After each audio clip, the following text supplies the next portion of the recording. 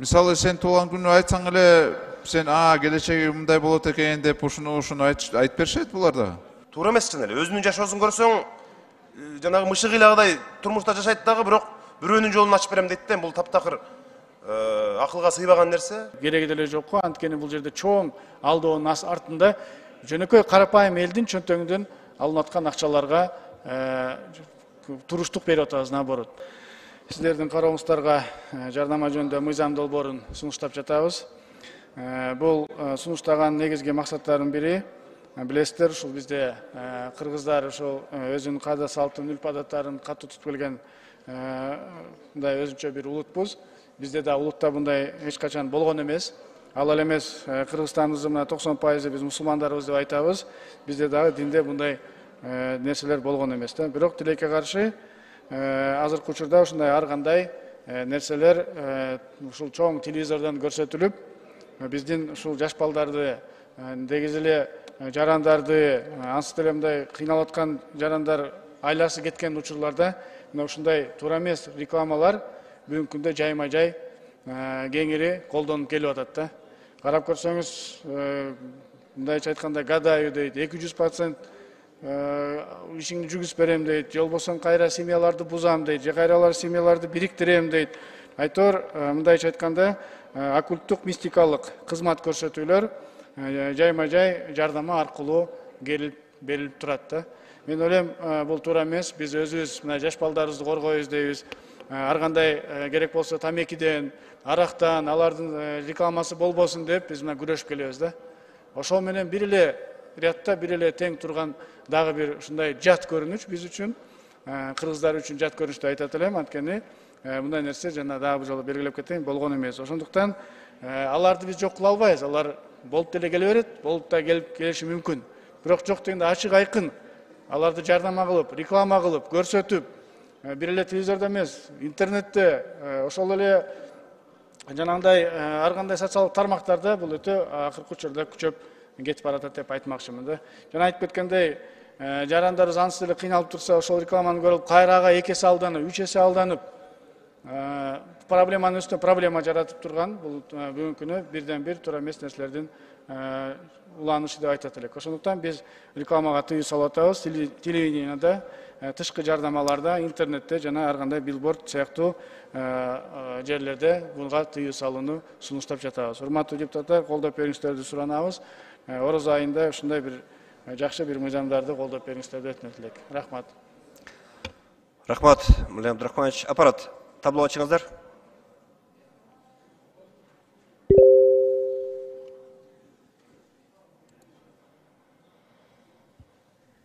Суроо үчүн сөз Бекешев Дастан Далбаевичке берилет.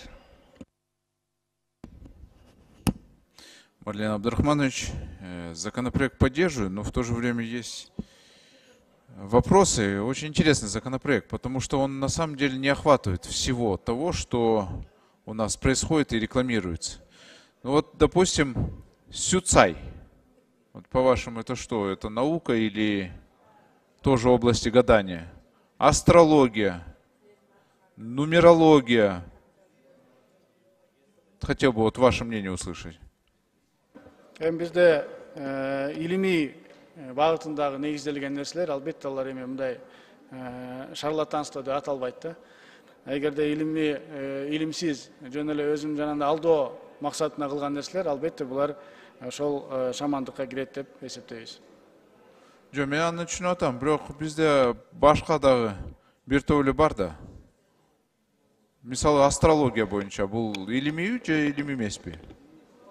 Деме, мындай шарият менен караганда, конечно, ал туура келбейт. Жок, шарият менен караганда болбойт. Бизде конституция бар. Биз сиз айткандай илимий жагын караганда, ал бүгүн терең жайылып жүрөт. Терең ал жерде керек болсо колдонуп жүрөт. Биз эми аны айткан жокпуз. Биз көзүнчөсү эмнени айтып атабыз? Жанагындай гадаю дегендерди, жолуңарды ачып берем дегендерди, мындайча айтканда. Жок, булар дагы ушундай эле. Мисалы сен туулган күнү айтсаң эле, сен келечеги мындай болот экен деп ушуну айтып беришет булар да. Эми алар өтө кыйын кишилер деп өздөрүн сезсе, пожалуйста, ал рекламасы жок эле өзүн алып келип алат да. өзүнүн бара турган жерине бара берсин. Биз аларды барба Жок, деген булар жокпуз. мыйзам долбоордо жазылган эмес да. Ошон үчүн сизден сурап атпаймынбы? Дайте предложение. Нумерология, астрология. Булар киреби, кирбейби? Жок, мен жөн эле суроону берген жокмун, Марлен Абдрахманович. Себеби чынында бул илимий академия менен мындай акылдаш керек да.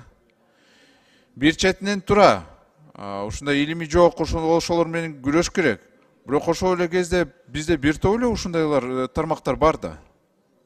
Биз азыр тыюуну сала берсек, анда по идее мы должны добраться до того, что и запрещать вообще все нужно, да, тогда то, что говорится о будущем. Мен ойлойм, Жо, сураныч да, экинчи окууга чейин ушундай илимий академия, ошолорду илимпоздорду чакырып, алар менен кичине эсептешип, биз, конечно, албетте биз баса беребиз кнопканы биякта макул деп. Но это нужно просто соизмерить с наукой, соизмерить с другими вещами. учтем, я думаю, надо будет с ними обязательно это провести. Я думаю, соответствующую с ними работу проведем до второго чтения. Рахмат. Рахмат. Строй речи сөз Нурбаев Жалалдин Паяздиновичке берилет. Ассаламу алейкум, урматтуу депутаттар, урматтуу чакырылгандар. Марлен Абдрахманович, бул өзү эң туура мыйзам. Бул мыйзамга инициаторлордун бирөөсү мен дагы бармын. Себеби ошол айтылып аткан азыркы сиз айткандар, эгер өзүнүн ишин жүрүшүп ала турган болсо, ал жерде отурбайт эле да. Анан алдамчылык дагы элдин башын айлантуу, тегеретүү ушул азыркы убакта аябай көбөйдү да. Эң туура урматтуу коллегаларга суранып кетет элем, муну колдоп берсеңиздер. Анан Дастан Далабаевич астрология боюнча айтып кетти. Эми бул мындайча айтканда жылдыздар карап төлгөнүн айтып атат. Бул деле өзү мындай илимий жактан деген менен бир өзүнүн мүмкүнчүлүктөрү бар. Аны мейли мына экинчи окууга чейин Марлен Абдрахманович, биз алар менен да бир кеңеш талкуулап көрөлү. Бирок урматтуу коллегалар, муну колдоп беришиңиздерди өтүнүп кетебиз. Себеби азыр мына кайсыл жерге барсаң, жолун ачып берем, мындай кылып берем, тигиндей кылып берем деп алдап жүргөн шарлатандар көбөйдү. Булардын баары элибизге мындай билинбеген менен социалдык муктаж болуп аткан элдерибизге өтө оорчулук болуп атат. Эми буга бир башына бир иш түшкөн, мүмкүнчүлүгү жок адамдар бар экен да. Мисалы бул же залда отургандар барбайсыздар. Себеби сиздер алга муктаж эмессиздер. Ал ошол алдап аткан азыркы биздин жарандарыбыз элдин ишеничине кирип алып туруп, мындайча айтканда күчтүү психологдор болуп алат. Мындай болот деп эле бирдемени айтып коюп эле, туура келди деп анан ага ишенип алып, өзү барбай тууган урук, бала жана досторуна чейин ээрчитип барып аткан фактылар менен кайрылгандар бар да. Ошондуктан эми суроо жоопту мен ойлойм, биринчи окууда колдоп берсеңиздер азайтып, анан экинчи окууда азыркы айтып аткан маселелерди да бир карап чыгабыз. Рахмат. Рахмат. Рахмат. Кийинки сөз Сулайманов Кунузбек Кошалиевичке берилет. Рахмат, Нурлан Османович. Мен де колдойм муну. Марлен Абдрахманович, мен де колдойм. Мага бир гана Үмүт Кашыргазин айтып коюңузчу. Жанагы тез заряд боюнча, быстрый заряд деген боюнча эмне иштер болуп атат? Элге качан коомчулукка мындай туура түшүнүп бересиңер? Мына моундарды кармадык. Мына ушул рекламанын негизинде болуп атат адамчы.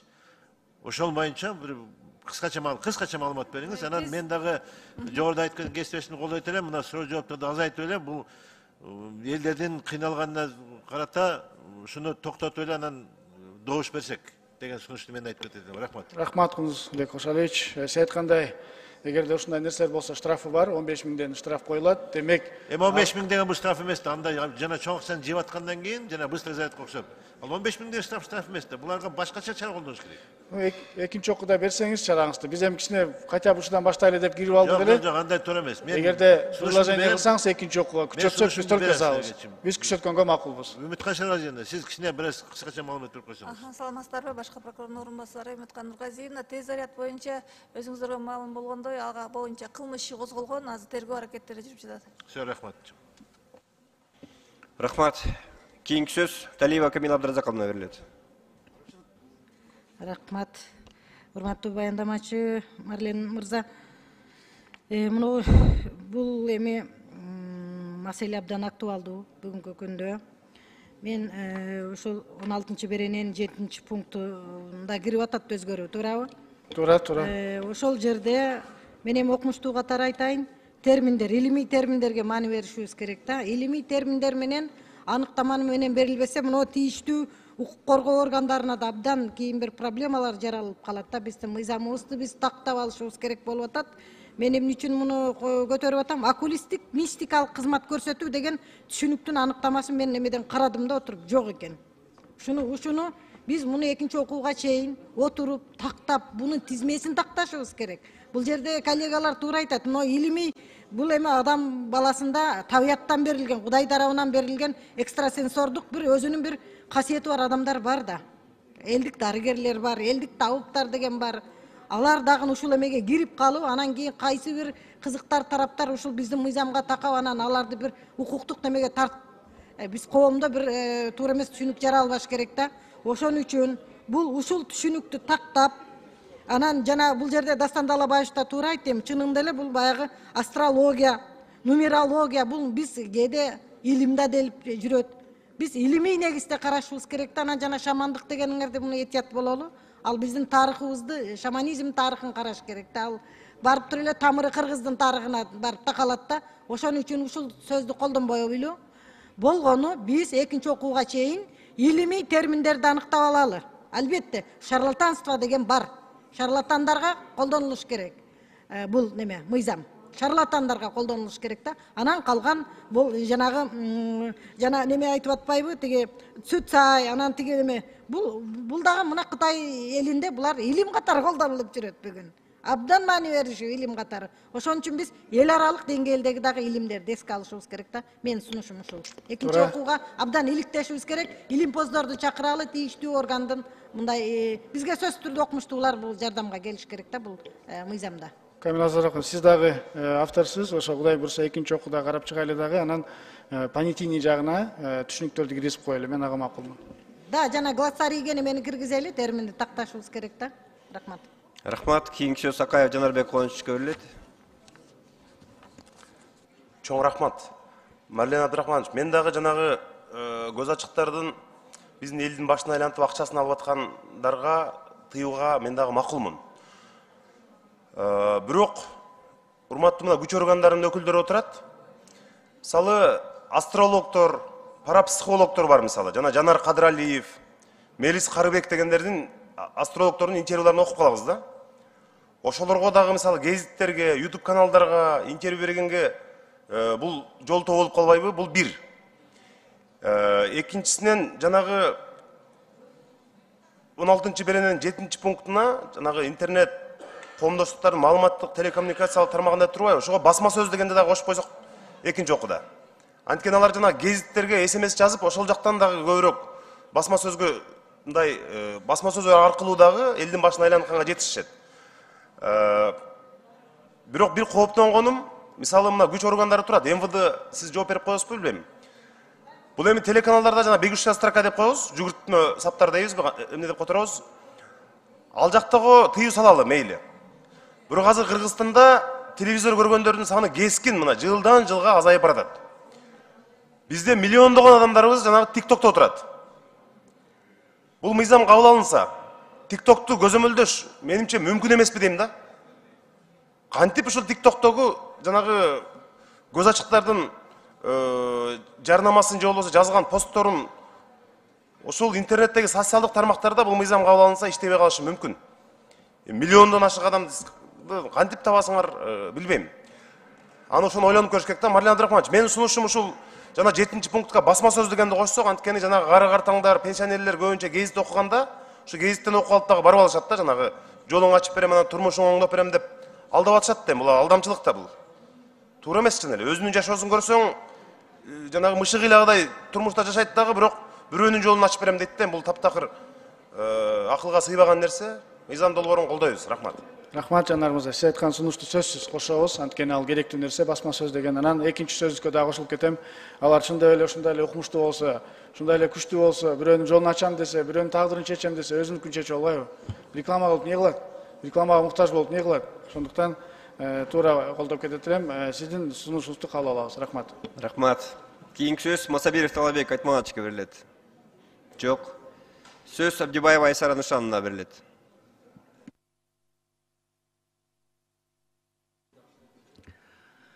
Рахмат. Саламатсыздарбы, урматтуу эл өкүлдөрү, урматтуу катышуучулар. Мен бул мыйзамды колдойм. 16 берене боюнча Марлен Абдрахманович, карасаңыз, бул жерде коомго каршы жүрүм турумду колдогон уюмдарбы же кандай? Мен суроо берейин дегеним, коуч психологдор кайсы уюмга кирет? Коуч, психолог, тренерлер. Кайсы жерден лицензия алат, кайсы уюмдарга баш ийет? Тактап алайынчы. Алар эми кайсыл министрликке же кайсыл органга баш ийеткенин айта албайм, бирок ал жанагындай ар кандай мындай жатканда семинарлар өткөзгөндөргө бул тиешеси жок. Ал, пожалуйста, семинарларын, жанагындай өзүнүн лекцияларын окуй берсин, бул жерде маселе жок да. Жок, булар ошо лекциянын жыйынтыгы менен биздин азыркы өтө актуалдуу болгон жаштарыбыздын жүрүм турумун бузушуп атпайбы? Сен кул эмессиң, сен чайкы уйганга милдеттүү эмессиң, сен деген эркек менен теңсиң деген бул биздин улутта, каада салтта жок нерсе да. Ошо биздин жаштарыбыз эртең азыр ата энени сыйлабаса, эртең өздөрү кандай татыктуу ата эне боло алышат? Ошолорго дагы бул жерде менин оюмча каршы чаралар көрүлүш керек да. Жалпысынан сизди колдойм, айтканыңызда жан бар. Анткени ар кандай өзүн кыйын сезгендер чыгып элдерге лекция окуган болуп, анан өзгөчө жаштарга, аларга башка бир мамлекеттин каада салтын бизге киргизгенге аракет кылгандарга албетте биз тыюу салышыбыз керек да. Эми ал бир аз бул мыйзамды карап көрөлү, кайсы жагына киргизсе болот экенин. Сиз менен чогуу иштеп көрөлү, анда экинчи окуга чейин. Негизи сунушуңуз жакшы. Менин сунушум мына коомго каршы жүрүм турумду колдогон, же болбосо кандай дейбиз, бузукулукпу же кандай бир эмелерди колдогон уюмдар дагы киргизилбесин, жарнамаланбасын дегенге запрет коюшубуз керек да. Экинчи окууга чейин жазуу түрүндө да сунуш берип койсоңуз макул. Рахмат. Рахмат. Рахмат. Кыдыкбаев Жаныбек Султанович, сөз сизде. Рахмат. Менде мындай суроо тактап алчу. Күч органдардан сурайт элем. Ушул шаманизмде, шамандык кызмат көргөзүү дейт, көз ачыктар, ушулардан жабыркагандар барбы силерде? Канча жабыркагандар бар? Бул мыйзамды силер колдойсуңарбы?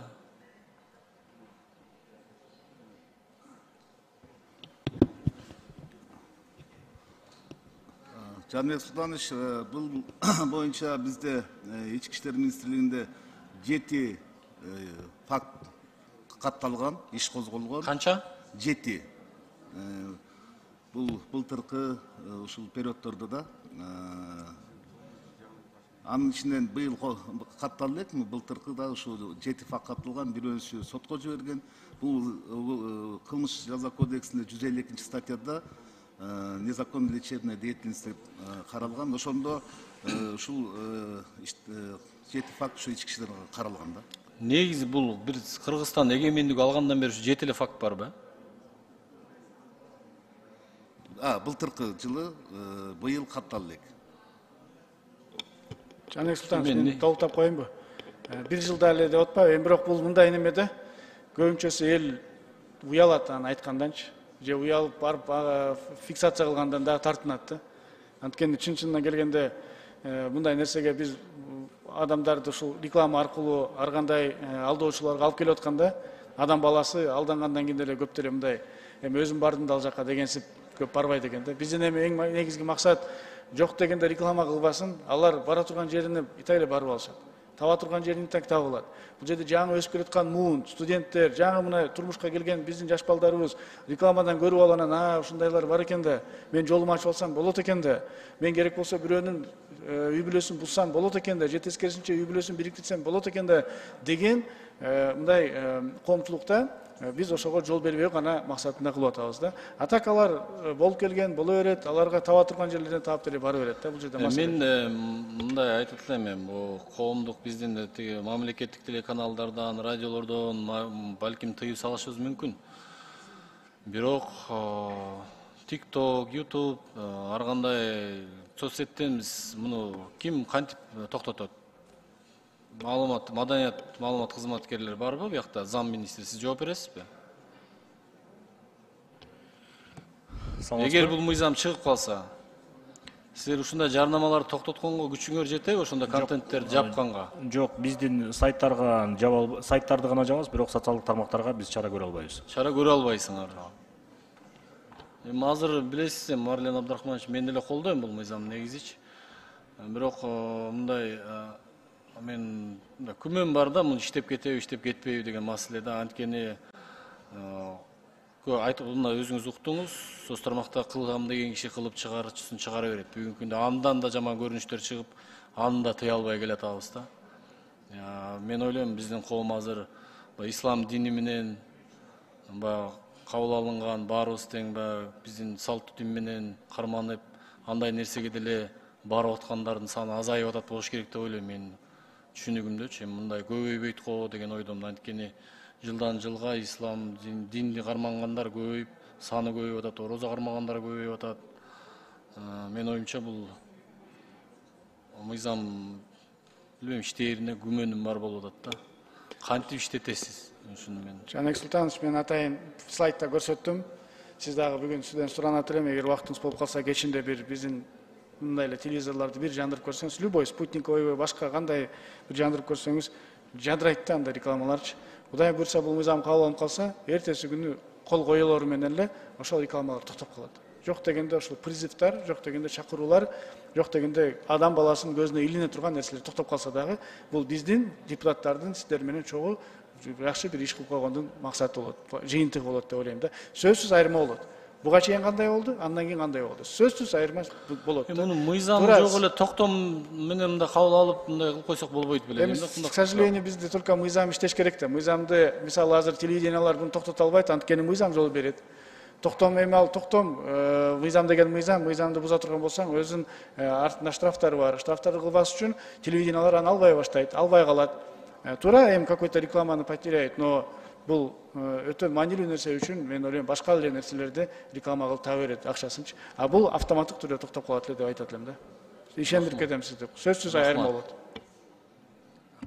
Жанек Султанович, жана сиз айткан боюнча мен бул жерде 19-жылдан бери да анализ жасадык да, 19-жылдан бери бүгүнкү күнгө дейин 7 иш каралган да.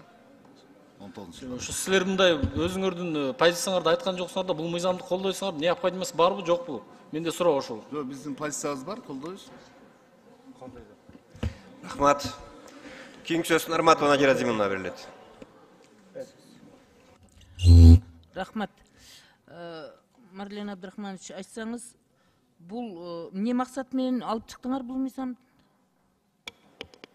Максаты биздин Кыргызстандын коомчулугунда жана ушундай эле кыргыздарда болуп көрбөгөн нерсе акыркы убактарда өтө жайма-жай жайылып келаткан.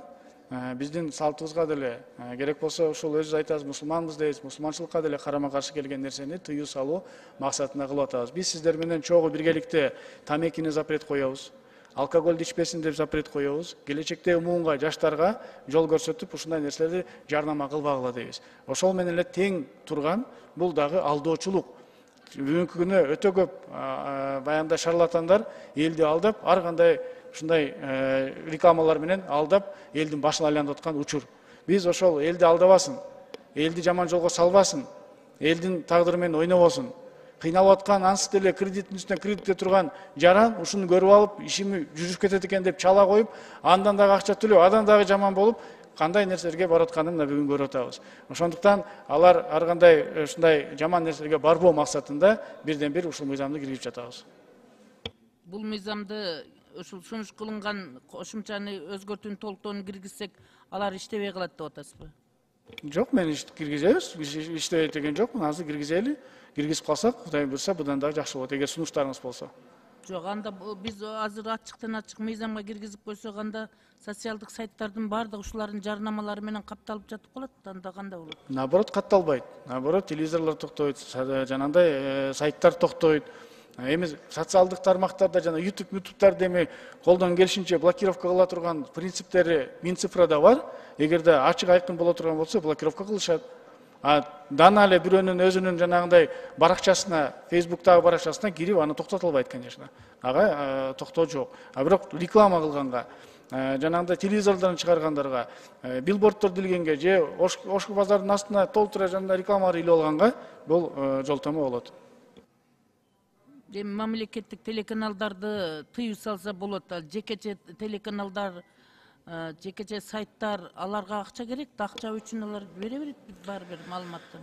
Эми ал болбогон эле бир акча, бирок ал болбогон акчанын көзүн карай турган болсок, ал сиз айткандай частный телеканалдардын баардыгы бул мыйзамды аткарууга абжел болот, аткарышат. Кичинекей акчанын артынан эми алардын бюджетин бизге эсептегендин мен ойлойм мындай кереги деле жок го. Анткени бул жерде чоң алдоонун артында жөнөкөй карапайым элдин чөнтөгүндөн алынып аткан акчаларга туруштук берип атабыз, наоборот. Жөнөкөй карапайым элди ойлойлу, мен ойлойм туура болот ошондо. Өзү лицензияны ким берет ушуларга? Эсеби барбы? Ким жооп берет ушул боюнча? Көз ачыктардын, төлгө салуучулардын, алдын ала билүүчүлөр деп жазып. Аларга лицензия вообще берилбейт же. Лицензия деген жок. Алар каалагандай сертификаттарым бар деп рекламаларды толтура жүрөт. Эми ошону айтып атпаймынбы? Ошол алдоочу болуп атпайбы? Кайсы сертификат? Кимден алган сертификат? Ким берет ал сертификаттарды? Андай нерсе Надираизмде жок өзү. Жок, Кыргызстан мамлекети андай адамдарга сертификат бербейт. Бизде андай нерселер каралган эмес, жана тыюу салынган.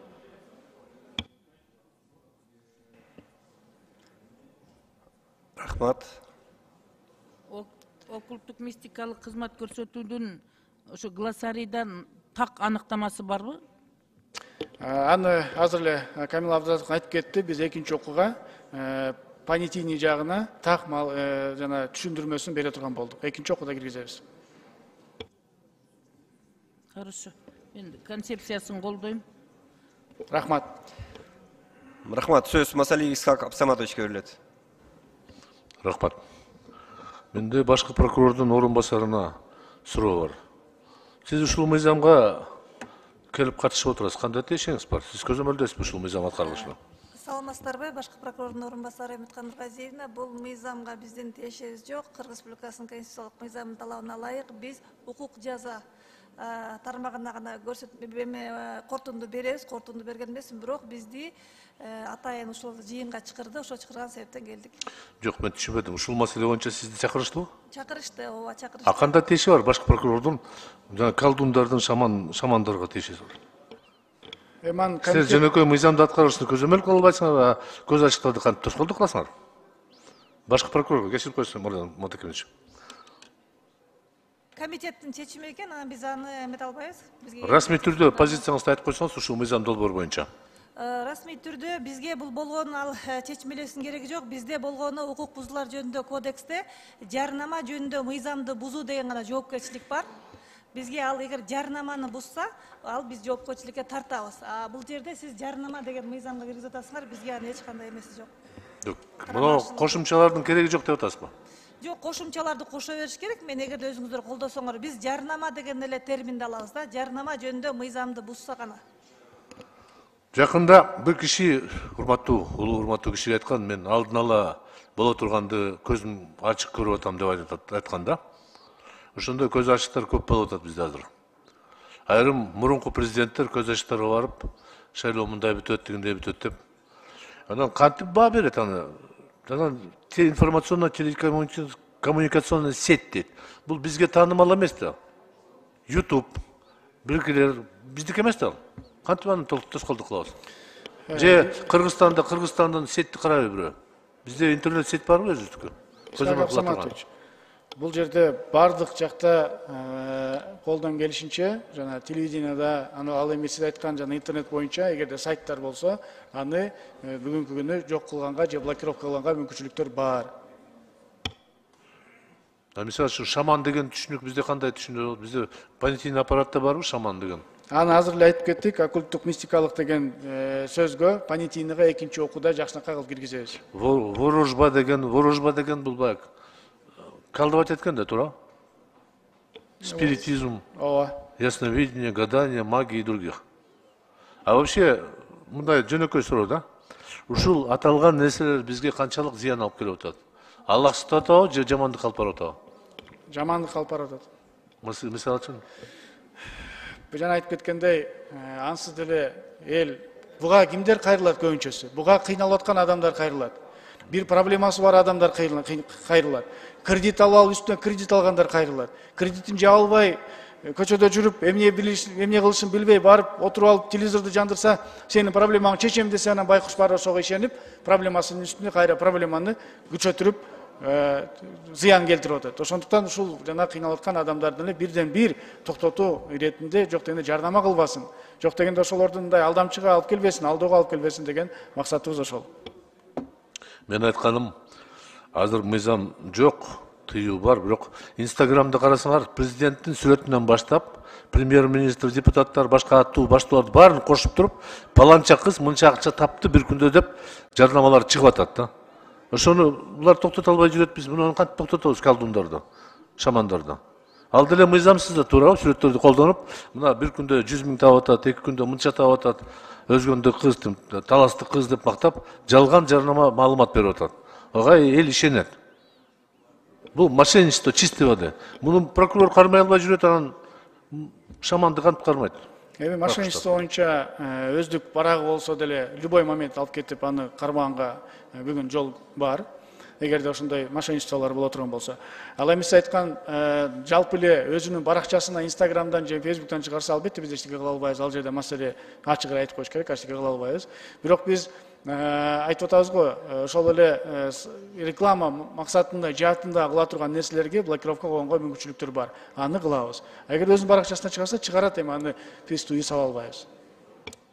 Вот магия деп атасыңар, магия деп жана психотерапияда кирип кетпейби анан кийин? Пайдалуу медициналык жагынан. Аны азыр эле Дастан Далбаев да айтып кетти, бир топ депутаттар айтып кетти. Биз жанагы илимий изилдөөлөр негизинде боло турган нерселерди бул жакка кошпойбуз, алар өзүнчө илим менен аныкталган нерселерди биз аны кылбайбыз. Жакшы, кошуп койсоңор ошону адашып кетпейли, андан кийин прокурорго уруксат берсеңиз бул камай берет да барынча. Рахмат. Рахмат. Суроо үчүн сөз Мамашева Айсул Турузбековна берилет. Чоң рахмат. Марлен Абдрахманович.